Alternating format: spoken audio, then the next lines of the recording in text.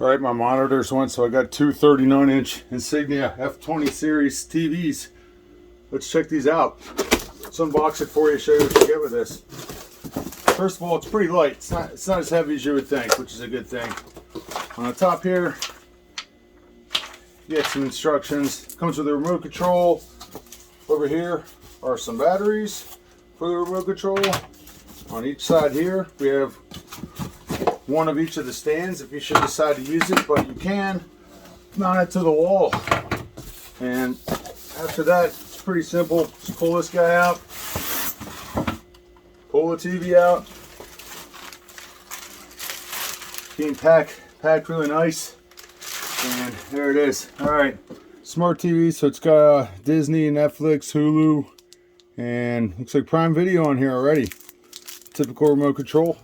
The cable itself comes attached to the TV, and it's not removable, and it's a two-prong plug. There's no VGA on this, but on this side we have all three HDMIs, your USB to go plug in on there. On here in the back we got the component and the actual cable hookup here, but I do not see a button to manually turn this off or on. Looks like we got to use the remote control with this. And you can standard mount this on the back. So I've actually mounted this to the stand on the wall, and I'm going to mount my other one right here and use HDMI on there.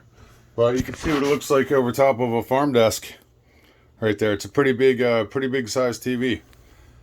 All right, here we go. Got the remote. Let's fire them both up at the same time and see what happens. I'm very excited. Look at that. Connected it to my router on that one anyway. It's downloading itself to the latest firmware. It's downloaded. It's going to restart. Connected this one successfully. It's going to restart. And once you get these things to a certain point, it asks you if you want to restore your Fire TV settings, because I signed in via Amazon and I was able to scan the, just use the scan code, and it actually brought everything up. It was really super easy. And there it is, all set up. Nice looking picture.